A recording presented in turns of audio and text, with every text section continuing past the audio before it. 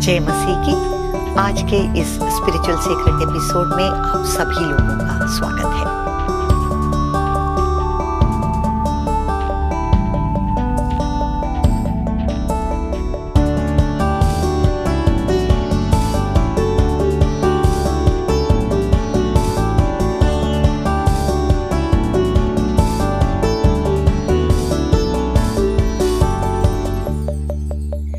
आज एक बहुत ही महत्वपूर्ण आत्मिक रहस्य के बारे में हम एक साथ कुछ समय हम वचन में से हम ध्यान करेंगे।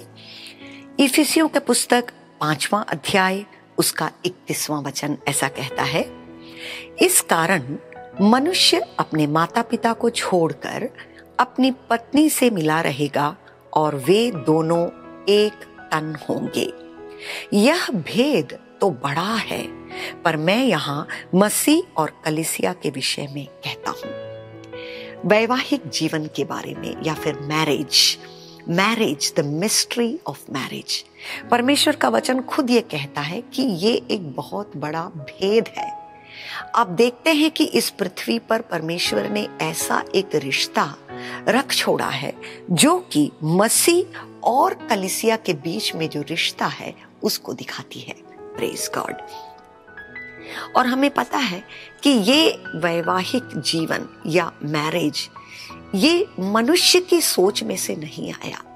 हम सबसे पहले पुस्तक में, उत्पत्ति के पुस्तक में हम पढ़ते हैं कि किस तरह से परमेश्वर ने जब आदम को बनाया तो ये सोच परमेश्वर के दिल में आया कि मनुष्य का अकेला रहना ठीक नहीं, वो अच्छा नहीं।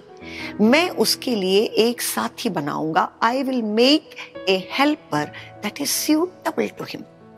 और ये बात जब परमेश्वर के मन में आई तब जाकर के उन्होंने हवा को बनाया और उन दोनों को जो है वैवाहिक वो बंधन में या मैरिज रिलेशनशिप में परमेश्वर ने उन दोनों को एक साथ किया।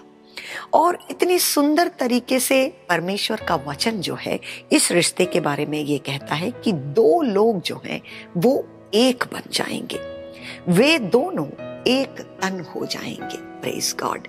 हमें पता है कि किस तरह से marriage is a covenant relationship.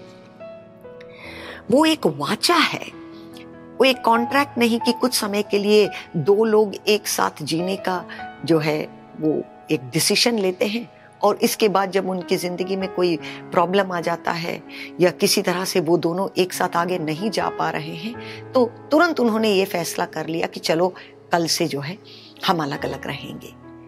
जब हम परमेश्वर के वचन में देखते हैं तो we understand that marriage is a covenant relationship till death do us part.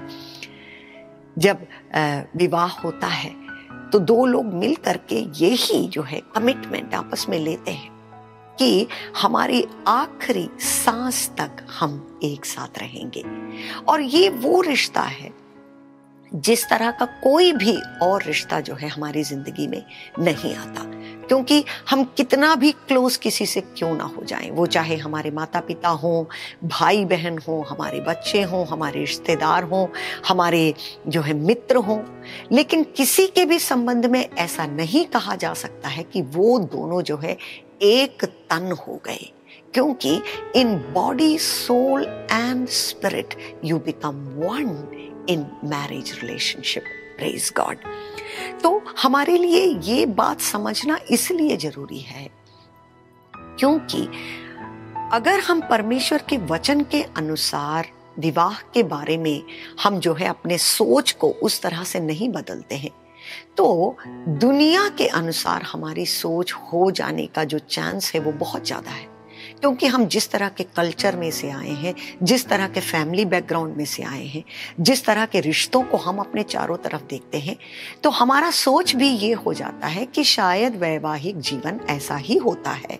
लोग लड़ते हैं, लोग अलग अलग तरह से रहते हैं। एक जगह परमेश्वर का वचन कहता है कि वो दोनों एक हो गए, लेकिन हम देखते हैं कि जिस दिन से शादी हुआ है उस दिन से उन दोनों के बीच में जो है पति और पत्नी के बीच में जो है झगड़ा हो रहा है, या कुछ समय के बाद उन्होंने ये निश्चय कर लिया कि अब हमें एक साथ नहीं रहना है।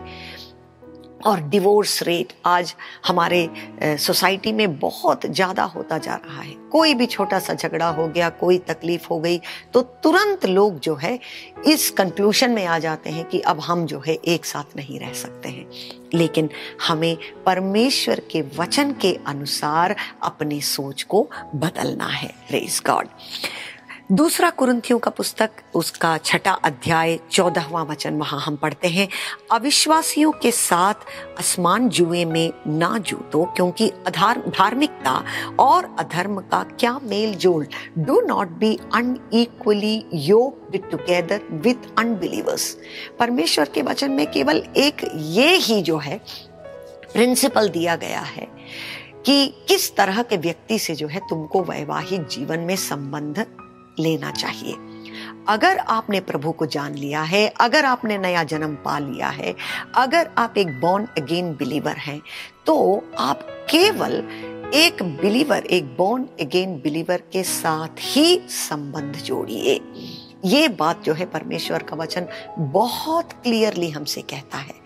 क्योंकि अगर आप जा करके किसी और ऐसे व्यक्ति से आप जो है एक संबंध में जुड़ जाते हैं, क्योंकि आपको कुछ तो उनका अच्छा लग गया, आपकी आंखों में अच्छा लग गया, या उनका खानदान अच्छा है, या वो व्यक्ति ज्यादा पढ़ा लिखा है, या किसी भी और कारण को देख करके अगर आप उस व्यक्ति के साथ संबंध जोड़ देते हैं और वो व्यक्ति अविश्वासी है, तो आपका वो रिलेशनशिप जो है कभी सक्सेसफुल नहीं होगा।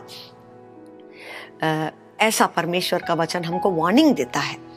लेकिन कई बार ऐसा देखने में आया है कि अगर मान लीजिए हम अपनी नासमझी में ऐसा कुछ कर भी बैठते हैं, तो परमेश्वर जो है हमारे ऊपर दया करता है, कृपा करता है, और कई कठिनाइयों से गुजरकर हो सकता है कि हमारा साथी भी प्रभु को जान ले और हम अच्छी तरह से आगे बढ़ें।